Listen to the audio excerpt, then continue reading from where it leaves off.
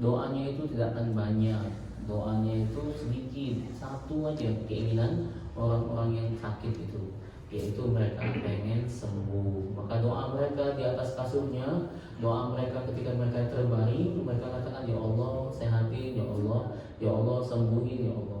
Gak banyak dia minta. Tanyalah orang-orang sakit itu, gak banyak dia minta, dia cuma minta satu aja. Nah, ketika kita sehat begini, maka mintalah kepada Allah Subhanahu wa taala sebanyak-banyaknya. Ya, apalagi akhir zaman ini, ngeri betul, sakit sedikit aja kita udah cemas ya. Baik, salawat dan salam semoga selalu tercurah buat baginda mulia Nabi Muhammad sallallahu alaihi wasallam. Allahumma shalli ala Muhammad wa ala ali Muhammad. Kita berada di awal bulan Zulhijjah, awal tahun ya, bulan Hijriah. Kita akan berbagi motivasi ya, refleksi akhir tahun di masa pandemi ini, tentang awal tahun dan akhir tahun, tentang apa yang mesti kita lakukan ya, dan kita muhasabah. Maka ada satu ayat, satu surat yang sangat populer yang ini menceritakan tentang masa, tentang waktu ya, tentang umur, tentang usia, yang pasti kita semua hampir bisa menghafalnya. Maka pada kesempatan yang mulia ini, sore ini kita akan berbagi tentang surat Al-Asr. Sebagaimana biasa, kita akan bacakan ayatnya. A'udzu billahi minasy syaithanir rajim. Bismillahirrahmanirrahim. Wal 'asr. Innal insana lafi khusr. إلا الذين آمنوا وعملوا الصالحات وتواصوا بالحق وتواصوا بالصبر والعصر demi masa, والعصر demi umur, demi usia, والعصر demi waktu. Yang kita pahami betul, waktu itu tidak akan pernah kembali. Dan tanalul ayyamul lati madat, hari-hari yang telah berlalu maka tidak akan pernah bisa kita ulang lagi. Demi waktu, Allah bersumpah demi waktu, Allah bersumpah demi usia, Allah bersumpah demi umur, demi masa. Saya yakin pernah menyampaikannya. Kita itu boleh bersumpah dengan 3 hal. Wallahi, tallahi, billahi. Selain itu kita nggak boleh bersumpah dengan itu. Kita nggak boleh bersumpah dengan nama makhluk. Nggak boleh kita katakan demi langit dan bumi aku bersumpah, ya kan? Nah, kalau bapak tahu lagu ini berarti udah tua. Anak muda nggak tahu lagu itu. Saya masih ingat lagu itu ya. Nah, jadi kalau kita nggak boleh bersumpah dengan nama makhluk, nggak boleh. Kita itu boleh bersumpah dengan nama Allah. Kalau Allah boleh, wal fajr wal layalin 'ashr wasyamsi wa duhaha wadduha wal laili idza saja. Itu Allah bersumpah dengan nama-nama ciptaannya. Tapi kalau kita nggak boleh, kalau kita harus bersumpah, kalau kita mau sumpah kita itu harus dengan 3 hal. Kalau nggak dengan wallahi, tallahi atau billahi, ya nggak boleh. Bahkan bersumpah dengan nama Rasul pun nggak boleh. Ada orang yang menyandingkan nama Allah dan Rasul. Demi Allah, demi Rasulullah, kata dia. Nah itu nggak boleh, karena Rasulullah SAW itu juga adalah hamba Allah, ya, makhluknya hamba Allah. Terus kalau udah kadung sumpah gimana Ustaz? Kalau udah kadung sumpah maka dan tidak bisa menepatinya, maka puasa kafarat, puasa selama 3 hari. Ada seorang istri yang dia bersumpah, bang, dia kan suaminya malas ngajinya nggak bagus, ya kan? Bang, kalau abang ngajinya bagus, ya kan, ngapal Quran, bang, demi Allah, demi Allah, demi Allah, aku akan nikahkan engkau dengan seorang wanita yang cantik, yang soleha, dan aku ridho kepadanya. Bener deh, bener bang, demi Allah, kata dia. Gak nunggu setahun, 7 bulan, suaminya langsung hafal Quran. Gak percaya bininya. Bener bang, bener. Cek, dipanggil Pak Ustadz di masjid. Dia diuji kan, betul hafal Quran dia 7 bulan. Nah, cek mana deh, ya kan? Janjimu itu, ya udah bang, kalau gitu aku puasa 3 hari. Ya kan? kafarat. Tapi nggak boleh main-main dengan sumpah. Wal 'asr, demi masa, demi waktu. Allah bersumpah dengan waktu yang terus bergulir. Waktu itu ada 3 ya kata Imam Al-Ghazali, masa lalu, masa depan, dan masa sekarang. Masa lalu telah berlalu, tidak bisa kita perbaiki. Masa lalu itu ya kan sudah selesai ya kan. Mau nangis darah kita nyesel, nggak bisa lagi. Masa depan nggak bisa kita intip, bagaimanapun kita mau tahu apa, bagaimana, nggak bisa. Ya, wa ma tadri nafsun madza taksibu ghadan. Engkau tidak tahu apa yang akan engkau lakukan besok. Nah, masa yang sedang kita alami ini adalah masa ini. Nah, masa inilah tempat kita beribadah, tempat kita bahagia, tempat kita berkumpul sama teman-teman kita, tempat kita bekerja, tempat kita melakukan kebaikan-kebaikan. Karena besok belum tentu kita jumpa, begitu ya. Jadi kalau mau bahagia ya bahagia hari ini. Kalau mau peluk anak, ya peluk anak hari ini. Kalau mau cium istri sayang-sayang, ya kan hari ini, ya kan. Pokoknya kalau buat ingin orang kalau ingin bahagia terus itu, ya dia nikmati setiap harinya. Kalau dia susah, dia sabar, besok belum tentu masalah ada lagi, ya kan. Kalau dia lebih senang, dia syukur, ya alhamdulillah dia nikmati hari ini. Karena waktu itu begitu, waktu masa lalu. Nah, cuma orang itu sering sedih dengan masa lalu, kemudian takut dengan masa depan. Akhirnya tidak bahagia hari ini. Jadi dia itu menyesali masa lalu. Aku coba ya nyesel, sedih dia. Andai gitu. Nanti bagaimana kalau begini, nanti bagaimana kalau begini. Padahal belum dijalani, tapi sudah ada kecemasan. Akhirnya nggak bahagia hari ini. Salah ya, hidup kayak gitu salah. Ya, baik, wal 'asr, demi masa, innal insan, sesungguhnya manusia itu. Al-insan itu asal dari kata nasya yansa, tempat lupa, tempat lalai dan lupa. Asal kata nasya yansa, insan itu lupa dan lalai, lupa. Batu nisan itu kan artinya batu yang dilupakan. Jadi kalau dari tancap batunya di situ, ya lupa orang dengan kita.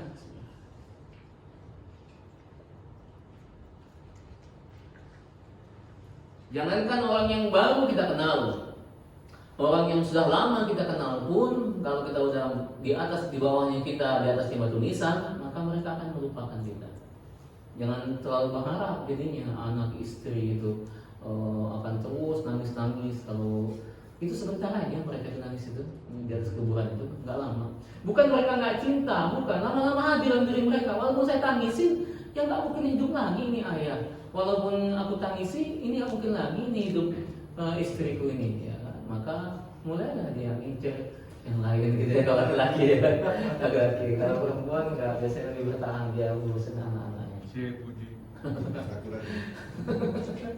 Baik, innal insana lafi khusr, sesungguhnya manusia itu dalam keadaan rugi. Manusia itu selalu rugi. Selalu kita ini selalu dalam kerugian.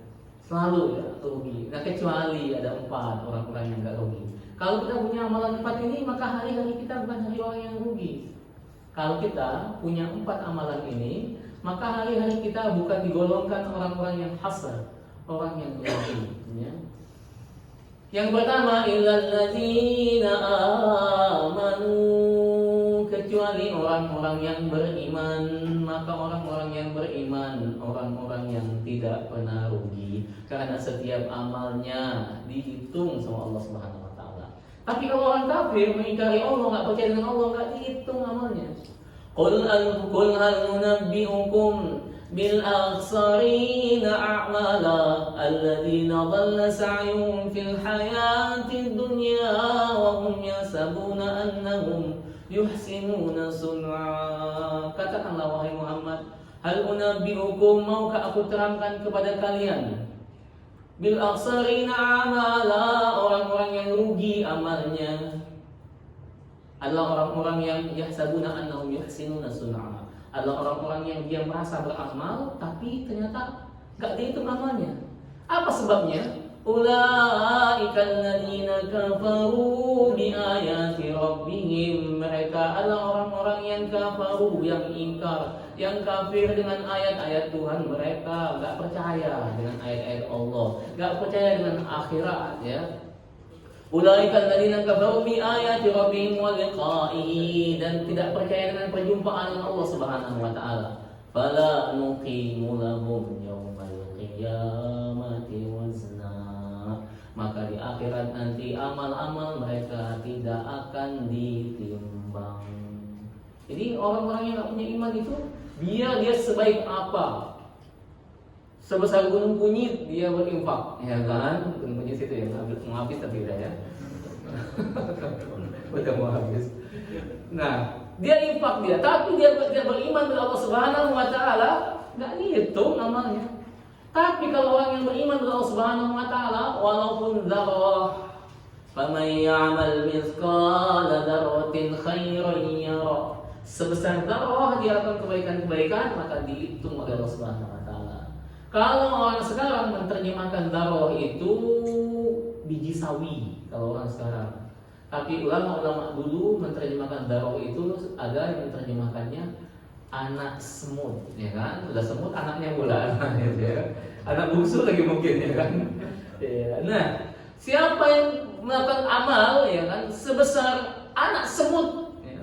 Kata orang-orang dulu, ulama-ulama dulu, ada yang menafsirkannya dzarrah itu paling kecil itu anak semut, ya. Maka dia akan dapatkan balasannya. Jadi asal landasannya satu, iman pada Allah Subhanahu wa taala. Tapi kalau enggak ada iman, enggak bisa, enggak gitu. Nah, jadi bagi Allah Subhanahu wa taala, orang yang pertama yang enggak akan rugi itu adalah orang yang punya iman. Imannya itu menghadirkan amal saleh, melakukan amalan-amalan keislaman. Iman itu apa yang tergerak dalam hati, terdetak dalam hati. Tasdiqun bil qalbi wa iqrarun bil lisan wal amal bil jawarih. Iman itu apa yang terletak dalam hati, dia yakini, kemudian diucapkan oleh lisan, kemudian amalnya dia gerakkan dalam jawarih, dalam fisiknya. Jadi Islam itu adalah ajaran zahir. Islam itu adalah amalan-amalan yang harus tampak. Sementara iman itu apa yang ada di dalam hati, sebuah keyakinan. Jadi orang itu kalau jadi orang Islam, maka dia harus tampak keislamannya, sholatnya harus tampak, puasanya juga harus tampak, zakatnya harus tampak, hajinya harus tampak. Orang Islam itu, ya kan? Syahadatnya harus tampak. Dia bersyahadat, kalau dia orang baru masuk Islam maka disaksikan oleh banyak orang. Sehingga kalau dia masuk masjid, enggak orang takut nih. Nah, siapa yang masuk masjid ini? Padahal tahunya dia orang kafir, gitu kan? Dia harus tampak, keislamannya itu ditampakkan. Syahadat di orang banyak. Kalau dia belum muslim dari awalnya, kemudian sholatnya harus tampak. Anda ini Islam, tapi kok nggak pernah kelihatan ke masjid kalau Jumat itu? Jangan kira ya bang ya, saya ini kalau Jumatan itu ke Mekah. Ada orang zaman dulu ya. Ada dianggap wali nggak pernah ke masjid kalau Jumat, ya kan? Kalau hari-hari cuma maghrib aja kadang-kadang kelihatan. Tapi Jumat nggak pernah kelihatan. Terus ada yang ngomong dia itu wali loh. Wali apa mas? Wali santri bukan ya? Dia itu wali murid enggak ya? Dia itu wali. Dia itu nggak sholat ini. Pernah kita tanya, dia nggak pernah sholat Jumat di tempat kita ini. Sholatnya di Mekah. Naik apa? Dia ke Mekah itu ya? Gojek ya? Nggak mungkin. Maka dia harus tampil. Kalau ini menyembunyikan kesolehannya, enggak boleh. Kalau dia Muslim, ajaran Islam, enggak ada istilah saya ingin menyembunyikan kesolehan saya, dari sehingga saya enggak usah tampil. Kalau ibadah itu riya dan sumbang, enggak. Kalau sholat harus nampak. Zakat juga sama. Zakat juga kalau dia kaya raya itu harus tampak di depan masyarakat, sehingga masyarakat tahu kalau orang ini adalah berzakat, ya kan? Kalau dia mau tambahan amalan, dia sedekah diam-diam silakan. Tapi kalau zakat dia boleh tampakkan, ya kan? Biar orang-orang masyarakat tahu orang ini melakukan amalan Islam, begitu ya. Karena itu kewajiban dia. Ya, puasa juga sama harus tampak, ya kan? Kenapa kalau mas ya kan? Puasa saya ini sama lah, ini kan Ramadan. Oh iya puasa ya harus tampak, nggak boleh dia nggak puasa karena Islam harus tampak.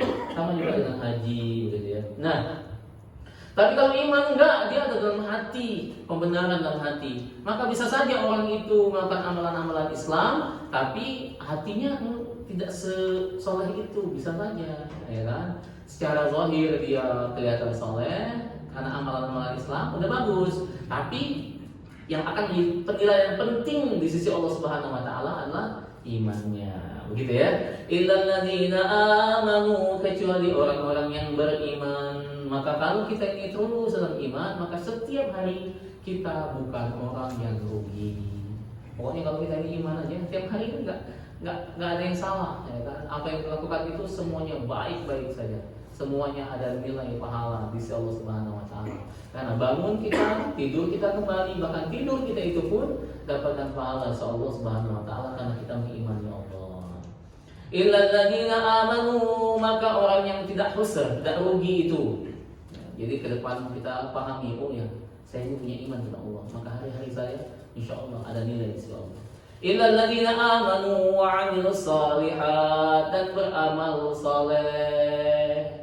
Maka orang yang beriman itu harus dia punya karya. Karyanya adalah amal saleh.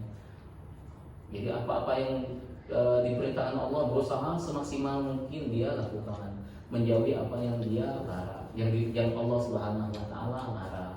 Amal soleh apa saja. Nah, seperti yang saya katakan tadi, ukurannya bukan besar atau kecil, sebab yang menilai itu bukan kita, yang menilai itu adalah Allah Subhanahu wa taala. Pokoknya hari kita geser antara satu kebaikan kepada kebaikan. Habis sholat subuh baca Quran, habis baca Quran siap-siap kerja, niat karena Allah, bantu-bantu istri, beres-beres apa, misalnya bantuin anak nanti sekolah, misalnya kayak gitu ya. Hal-hal yang sederhana kata kita biasa-biasa aja. Terus ya apa aja aktivitas rumah, kemudian di kantor ada waktu sholat duha, ya kan, baca selembar dua lembar ayat, masuk sholat zuhur, kemudian tambah sholat sunnahnya, misalnya begitu. Habis itu asar, sholat asar, pulang ke rumah maghrib, sholat maghrib, ya kan, antara maghrib dan isya beres-beres atau baca Quran, terserah lah, pokoknya segala asal tidak bermaksiat kepada Allah Subhanahu wa taala pening setan, ya kan. Asal tidak maksiat kepada Allah Subhanahu wa taala jengkel setan. Kapan orang yang maksiat, ya kan? Kayaknya tertib betul hidupnya itu, gitu. Itu amal soleh namanya. Maka orang yang punya sifat pertama iman dan amal soleh nggak rugi.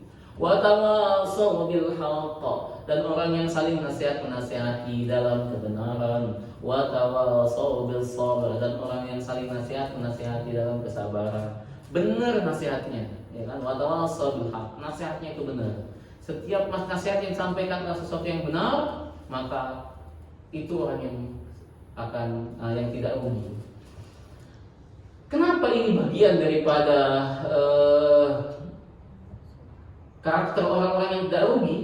Karena kita ini gak bisa stabil dalam ketaatan dan kebaikan kalau tidak ada nasihat menasihati. Kita ini gak bisa mensucikan diri kita. Kita butuh instrumen lain, orang lain yang berikan wejangan ke kita. Kipas angin itu, dia itu mengembuskan angin, tapi dia ada debunya. Ada instrumen lain yang bisa membersihkan kipas angin itu.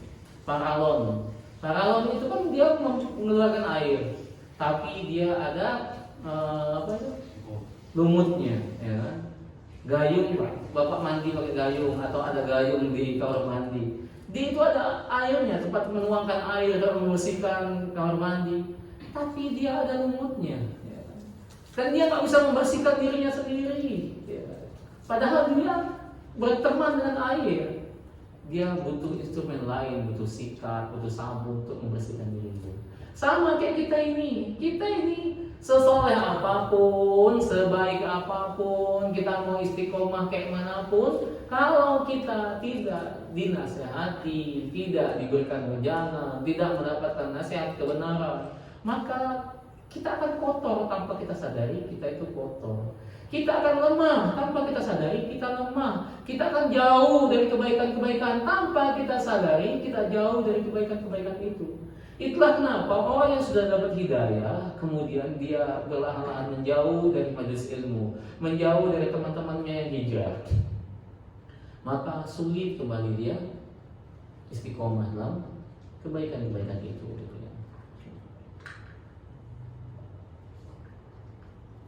Maka kita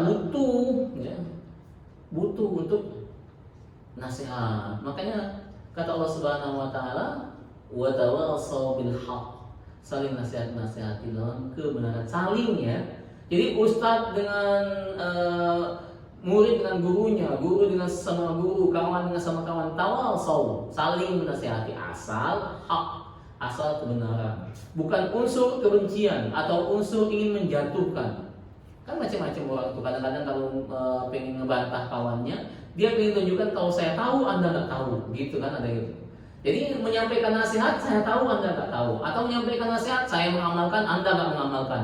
Itu nggak sampai nasihat begitu. Orang yang menyampaikan nasihat dari hati itu yang memang tulus, tawasau, saling nasihat menasihati. Nah, kalau kawan kita itu mengerti tentang perkara ini, sepahit apapun nasihat yang disampaikannya akan kita terima karena dia tulus dalam menyampaikan itu. Walaupun rasanya pahit, walaupun rasanya itu menyakitkan, tapi kita tahu kawan kita ini menyampaikan nasihat kebenaran ini untuk kebaikan kita. Kayak kita ketemu dengan kawan lama, tiba-tiba dipukul dari belakang, pak, apa kabar? Ya kan, sakit luar biasa. Tapi karena kita lihat dia yang mukul, terus kita lihat lama nggak ketemu, maka kita rangkul dia, di mana nih? Padahal pedes, ya kan? Coba itu yang lain, ya kan? Udah kena terajang, gitu ya. Gak usah begitu, dicuil aja, ya kan? Langsung, bapak kok polisi ya bang? Enggak, ya kan? Paman kok polisi? Enggak, ya kan? Adik kok tentara? Enggak lah, kalau kau biasa kenapa menyuruh saya, ya kan? Nah, jadi sama Subhanahu wa ta'ala, enggak, tapi kalau kawan yang betul-betul kawan, maka dia akan nasihati kita, tawasau bil haq, dengan kebenaran, ya kan? Benar nasihatnya itu. Walaupun mungkin sakit kita menerimanya, tapi kita yakin dia kasih tahu itu karena dia ingin kita itu juga bersama dia di surga. Bukan hanya ingin selamat di dunia ini, berkumpul di dunia ini, tapi juga ingin berkumpul di surga. Itu Pak, kawan yang keren. Jadi kita itu bersahabat dengan kawan kita itu, bersahabat dengan sahabat kita itu, ketika dia menunjukkan kebenaran pada diri kita, dia itu sayang, dia itu pengen kita itu bukan hanya ketemu di dunia ini, tapi bisa ketemu juga, ngumpul juga di surga. Begitu semua. Wa tawasau bis sabr. Dan pesan selanjutnya adalah dengan kesabaran. Benar yang disampaikan, tapi pengen cepat orang itu berubah, itu gak salah. Benar apa yang disampaikan, ya kan? Tapi kita terburu-buru untuk orang itu mengerti, itu juga salah. Karena tawasau bis sabr, saling nasihat-nasihati dalam kesabaran. Sebab kemampuan orang itu beda-beda dalam memahami, ya kan? Nasihat kita itu sama gurunya, tapi pas keluar dari pengajian beda-beda apa yang dipahami. Bapak bisa Pak beli buku tafsir Ibnu Katsir, bisa beli buku tafsir Al-Qurtubi misalnya kan, atau bukunya kitab hadis yang Bukhari, Muslim, kitab fikih, ya, Fiqhul Islam wa Adillatuhu, ya kan. Bisa saja sama-sama beli, tapi bisa saja sama-sama baca, tapi belum tentu sama-sama paham, ya kan? Apalagi mau memahamkan orang, ya kan? Apalagi beli buku cuma untuk nakut-nakutin tamu, ya kan? Ya, jejer bukunya kan, wih buset ya Ustaz ini, ya kan?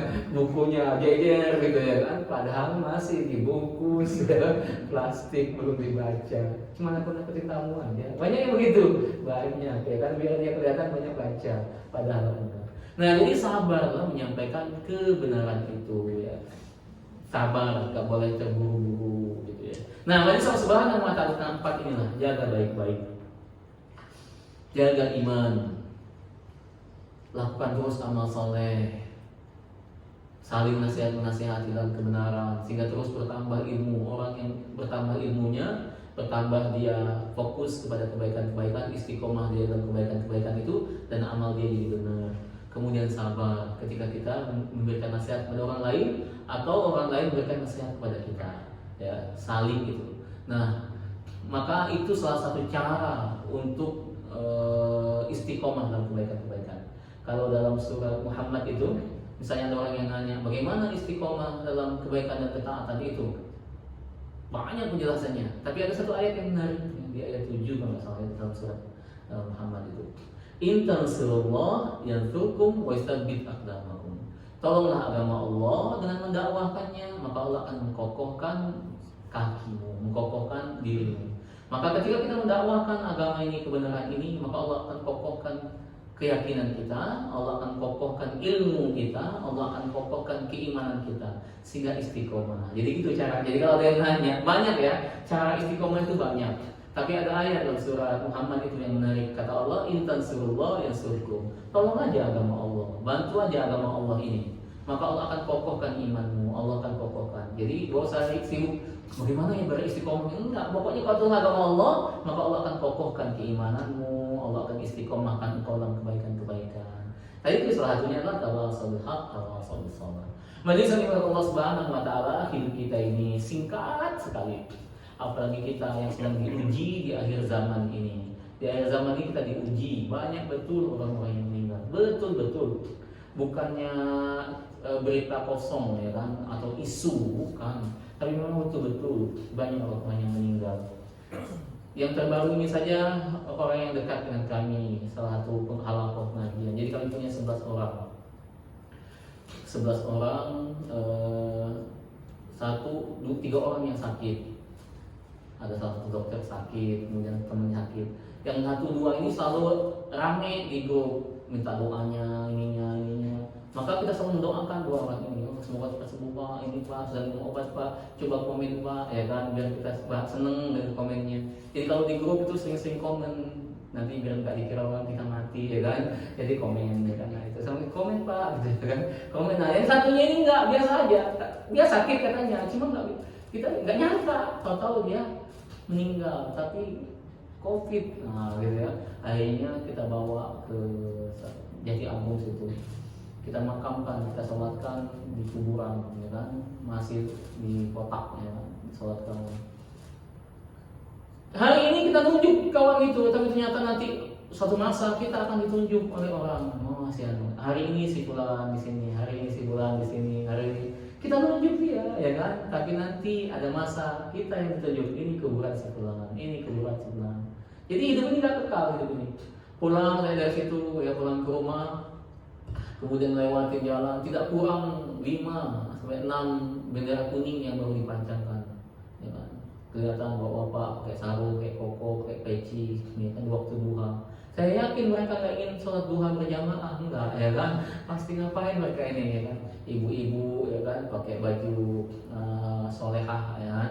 Bawa nampan, bawa baskom gitu tuh, pakai sorban, ya kan? Pakai ya, isinya beras biasanya gitu, ya kan? Isinya beras. Nah begitu, kemudian terlihat hari ini pasti bapak-bapak kalau jalan tuh banyak lihat taruh-taruh yang sedang ditegakkan. Bukan orang lagi main organ begitu ya, atau nanggap orkes gitu harga tunggal. Enggak, hari ini itu di situ sedang terjadi musibah. Ada di antara mereka orang yang meninggal. Nah, itulah kehidupan kita hari ini, ya. Mengintai, ya kan, kematian itu mengintai. Maka ini awal tahun bulan Hijriah, kita jangan termasuk orang yang rugi. 4 itu aja, istiqomah lakukan, ya kan. Mati kapanpun, ya itu udah takdir Allah Subhanahu wa taala. Jangan ukur muda atau tua. Kawan saya usianya 42 tahun, dulu juga aktif dong di sini, Ustaz Ardiansa dulu, ya. Itu juga baru di usia yang 42 tahun, ya, tua dia 2 tahun dengan saya. Saya ini baru 40 sekarang. Kalau kemarin baru 39, ini 40. Saya lagi menunggu wahyu ini. Wahyu ini. Menunggu wahyu. Nah, majelis Allah Subhanahu wa taala. Nah, tapi kalau Allah mau ambil begitu, ya kan. Jadi selalu waspada.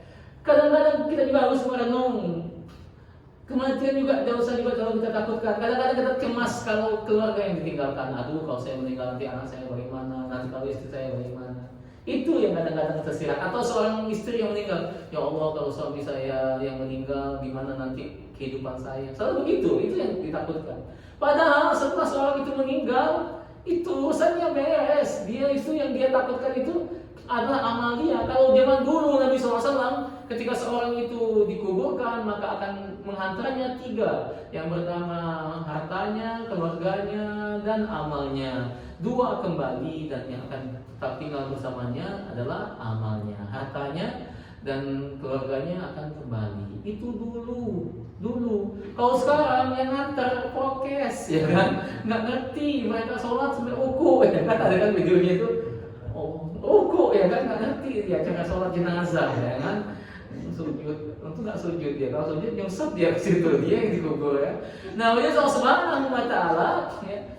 Jadi zaman sekarang yang ngantar itu cuma amalnya. kecuali kawan-kawan yang baik. Kalau kayak kami tadi, karena itu kawan ngaji kami, duduk 10 orang, 11 orang, kayaknya nggak enak kalau nggak menyolatkan dia. Jadi kami tungguin kapan podcast bulan datang, taruh dulu, kami masuk hati dulu di kawan, ya kan? Karena itu betul-betul kawan kami, duduk sama-sama kami, kadang-kadang makan nasi uduk juga bareng-bareng kita, ya kan? Jadi makan roti bahagia juga sama-sama kita, ya kan? Cocok-cocok kopi, ya ngopi sambil ngaji tentunya. Nah, Allah Subhanahu kerasa ketika dia hilang. Jadi kita betul-betul doakan, Allahumma gfir lahu, Allahumma rahamhu, ya Allah ampuni dia, ya Allah sayangi dia, ya Allah rahmati dia. Kawan kami ini ya Allah, ya kan? Kumpulkan kami nanti bersama dia di surga. Betul-betul tulus ya mendoakan orang, karena berteman dengan orang yang baik. Ya memang apa yang mau dicari kalau bukan keridhaan Allah Subhanahu wa taala. Makanya ada orang yang sabatun, la yudhilluhumullahu yawma la dhilla illa dhillih. 7 golongan yang akan mendapatkan naungan di sisi Allah Subhanahu wa taala, yang tidak ada naungan di sisi itu kecuali naungan Allah. Salah satunya adalah rajulun ijtama alaihi wa tafarraqa alaihi.